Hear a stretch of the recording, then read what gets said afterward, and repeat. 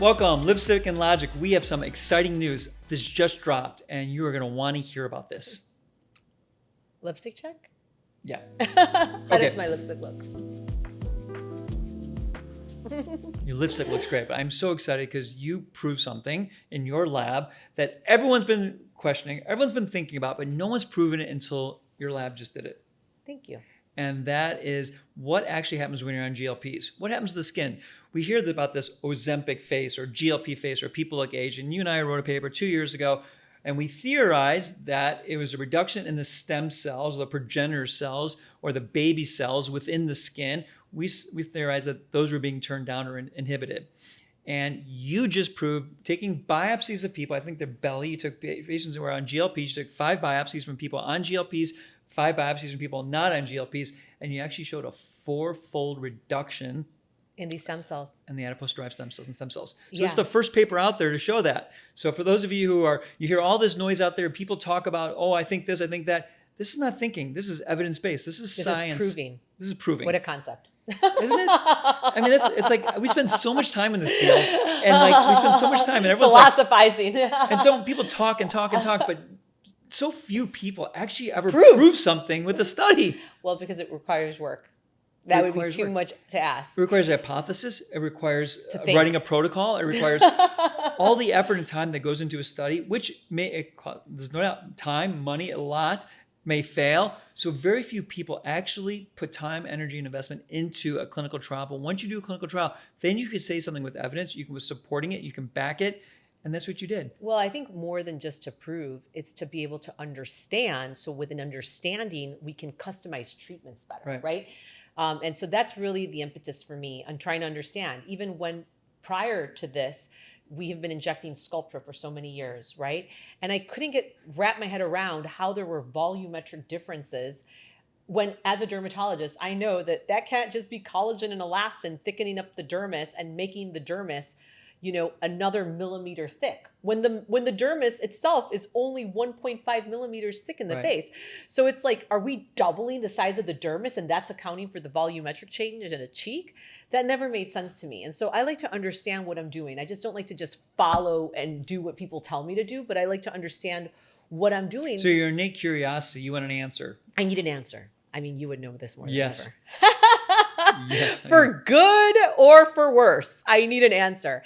And so extrapolating from a study that we started in 2019, trying to prove that is this thickening of the skin really happening, or is it that we're stimulating the stem cells that lead to and become the cells that create collagen and elastin, but also are the cells that can become fat. And then I proved that. That was something that I proved. The study was started in 2019. We proved that and published that in 2023. But we were working on that hypothesis. But I want to say something. When we do these research projects, it's not just us in a vacuum. It's us taking, like you and I went back and we looked at papers from 2016, 2015. We looked at early papers. Right. And people wrote that they hadn't been in our literature. They hypothesized, which is great. I mean, it's great to put out an idea. And then a theory. But we found that, and then we said, okay, GLPs is something new, and we're seeing these people looking older. Could it be that at the time there was these early GLPs that were turning down adipose-derived stem cells in a petri dish in the lab? But we said, well, could that be happening in faces and bodies? That's why people look older.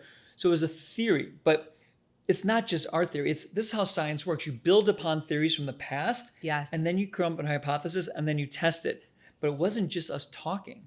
Right, which a lot of people do. And I have to thank Galderma because they were, courageous enough to support my initial hypothesis that Sculptra was stimulating potentially these, stem cells and its regenerative Because prior capacity. to that, people thought that it was just stimulating the fibroblast or increasing collagen, but no one knew how or why. And you said, no, it's doing something else. It's going after the stem cells. And now I think because of you pushing this forward, all of aesthetic medicine has now come to the conclusion that adipose-derived stem cells are probably the target within the dermis, within the skin, within the lower subdermis to make the face look better.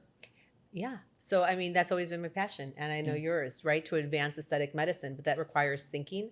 That requires, not just taking what people tell you as truth, but actually critically evaluating what someone's saying and then hypothesizing something further. And I think, that's what we do with ExoMD. I mean, Right. not to throw that as like a product in here, but that was the whole premise of ExoMD, was like, how do we push the field forward? How do we do something that is innovative, that challenges people to think differently? And it's with neurocosmetics and the hormones of the neuropeptides and hormones of the skin that nobody's talked about. I know. Very few. Or very few, right? I mean, our skin is a mini endocrine organ. Yeah. It makes estrogen in the fat, right?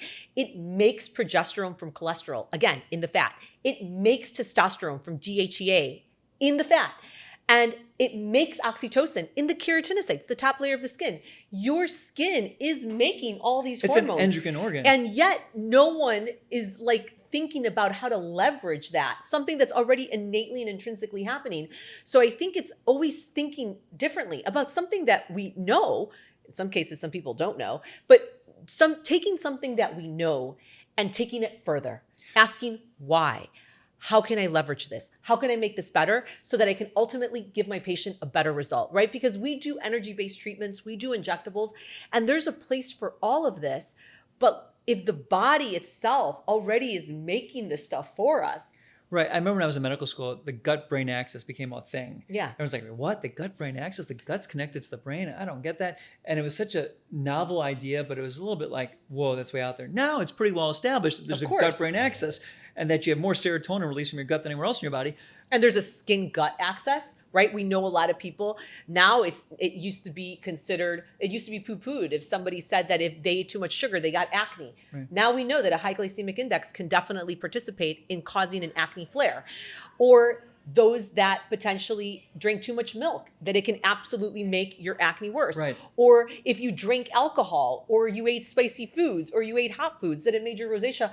I mean, now it's accepted that there's a gut-skin axis. This is not like foreign. But what we're pushing forward the next is the skin-brain axis. The skin-brain axis. Of course. And especially with a lot that you're putting through, there's hormonal health, the hormones in the skin, the neuropeptides in the skin, how that influences not just the appearance of the skin, but the way you feel and think. Of course, if your skin is making these hormones, we know that those hormones affect the brain. I mean, this is not a foreign concept, right? Yeah. You know, a girl going through puberty is not just having skin changes, she's having mood changes. A woman going through postpartum is not just having skin changes, she's having, if anything, more mood changes than anything else.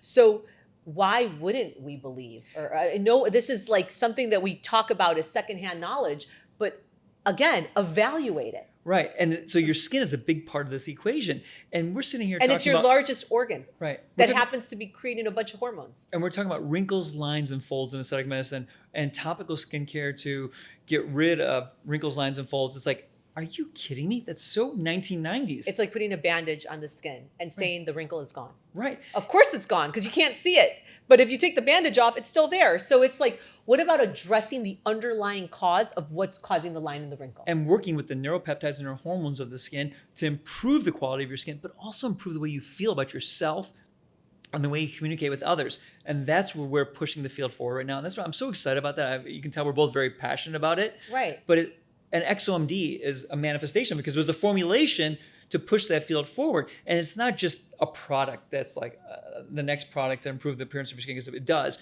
but it's a whole philosophy in the way you think. Which I promise you will be mainstream in 5 years. I guarantee it. Within the next 3 to 5 years, mark my words, you'll hear more people talking about neurocosmetics and the neurohormones of the skin. I guarantee it. And I mean, I'm already seeing it. I mean, women definitely understand that they want their prescription estradiol, right? I mean, there's no doubt. I have women coming in all day long saying, topical estrogen you're talking about. Or, oh my God, I started, HRT and my life changed. And it's not just my skin changed. The way I feel changed. The way I interact with the world changed. My relationship changed. So this is not a foreign concept. It's like evaluating things that we've been saying as, common, truth and trying to understand why. I agree. So let's go to doctor's notes, because this started out as a hot topic, a late-breaking abstract, and that's... But it's innovations in aesthetic medicine, right? This is basically what this is. It's innovation in aesthetic medicine.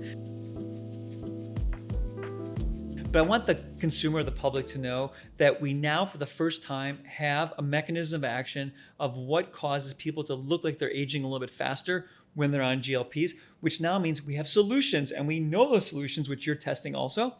Right. And so we're presently, hopefully that study will conclude in the next 2 or 3 months. And we'll be able to prove and see if Sculptra can actually reverse some of these changes in patients that are on GLP-1 agonists. So inhibition of the adipose-derived stem cell now is supported, and nothing's proven. You brought that point up earlier. It's supported, Right. and we supported it with data, hard evidence data in a clinical trial. So I think that's great. That's my doctor's notes that need good, hard, supportive evidence before you talk. I would argue that the other reason why we see these drastic, because not everything is caused by one thing, right? The body is a very complex structure. That's the reason I love practicing medicine. It's like a detective. You've got to put a lot of pieces together to be able to come up with the solution. And so here, this inhibition of these stem cells is one hypothesis. I think that the reason why we may see even more accelerated changes in the GLP-1 patient is because, again, our skin is an endocrine organ. And if you are a woman that's in perimenopause or menopause and you inhibit that fat that we just talked about, creates estrogen, progesterone, testosterone, that might be another reason why you see all these skin changes as well. And so leveraging the hormones that are in your skin so that you can make the skin healthier is another consideration in this population. Agree. And my last doctor note would probably be, I think we're pretty good about it and we keep each other in check. We're not going to go out there and talk and be on social media or be on the podium or put in paper something unless we can back it up. And if we can't back it up, we'll tell you that this is just our theory, just our thought. Or we don't know. We don't know. We think this, but this is why we think it. But it's not going to be us just like throwing absolutes out there. So I think that's important to ask your physicians or your providers to back up what they say. Yeah, just like the providers that say you can't get a facelift if you've done fillers. I love that absolute. All right, anyway. That's another episode. All right, guys. Thanks for joining. See you soon. Bye.